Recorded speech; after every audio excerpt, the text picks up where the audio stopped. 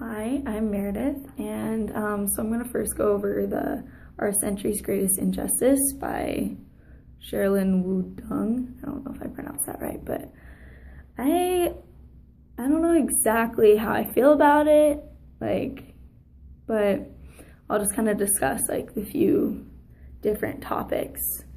So she first goes on to explain about this girl named Diamond Ju, and she was born with a family. They didn't have electricity. They had, one. I think they said that they had one pig in the house, but I might be mixing up stories. And they just couldn't afford for her to go to school. And through a series of events, because of money donated to her, she was able to, or no, not donated to her, donated to the school. She was able to start participating in school because they gave scholarships to all the girls there, and she ended up becoming extremely well educated and ended up doing a lot of good for her family and donated money back to her family. She went to vocational school for accounting. She bought her family a new house that had running water and electricity. But the biggest issue that she talks about is the injustice of women in the country, and how women's education isn't as important as a male's education. They talk about how it would be such an investment. I think Bill Gates, he was in Saudi Arabia, and he was talking to this group of educated individuals, and they're saying do you think we'll ever become, like America, and become in the top 10 for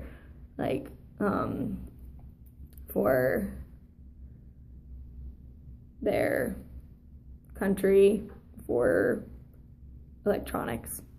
I don't know if I'm not using the right word, but Bill Gates was no, because you're not using half your resources, because in the class, in the room, half of it was divided into guys and half was divided into girls, and they just weren't respected. And Bill Gates realized the importance of women being involved and how they bring a lot, because we learn in the church how men and women, they have different strengths and weaknesses, and I agree with that extent.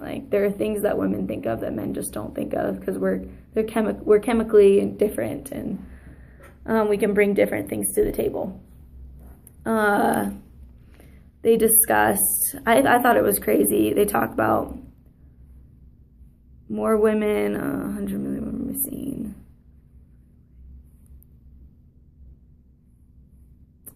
I don't remember what my notes said. There were so many facts that I heard. 1 in 5 women in India, 50% of them had a higher rate of not being educated and mortality. And that was another issue, women's mortality rates. She discusses how they are, so many women, they don't get to hospitals, they're not treated properly. They get married when they're young. There was one story about this girl who, she got married really young, and she had her baby, in a bush, and she had, some problems with her bowels because of that, I think, and they, thought there was something super wrong with her because she, smelled bad. She couldn't control herself, so they just, put her in a hut and, ripped off the door of the hut and, put her in the middle of nowhere, pretty much to let the hyenas come in, or coyotes come and eat her. She fought them off with a stick, and then slowly made her way to the missionaries. And because she got to the missionaries, they got her into this hospital.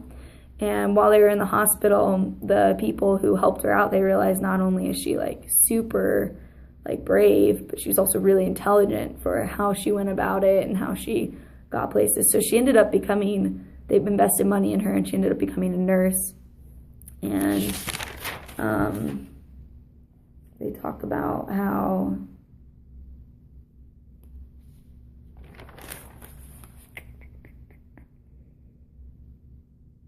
I don't remember exactly what she goes on to doing. I just know that she becomes really smart and helps a lot of people in the world.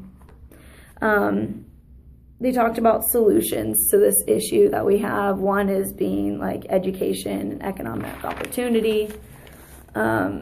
they talk about this woman who she was in Lower Pakistan, and she was on her second daughter, and her husband's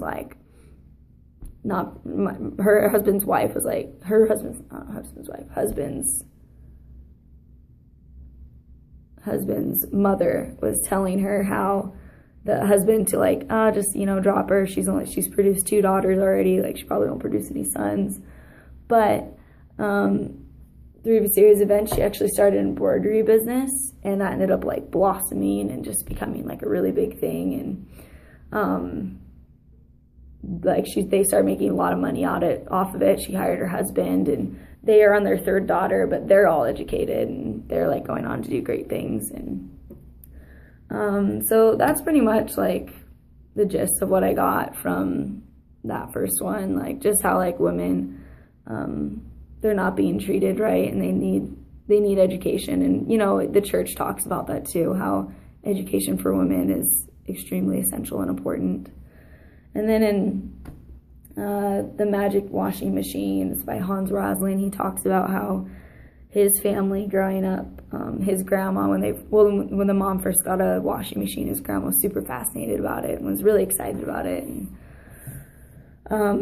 because she had never seen a washing machine before, and just it was a really cool concept, really cool idea, and she watched it. And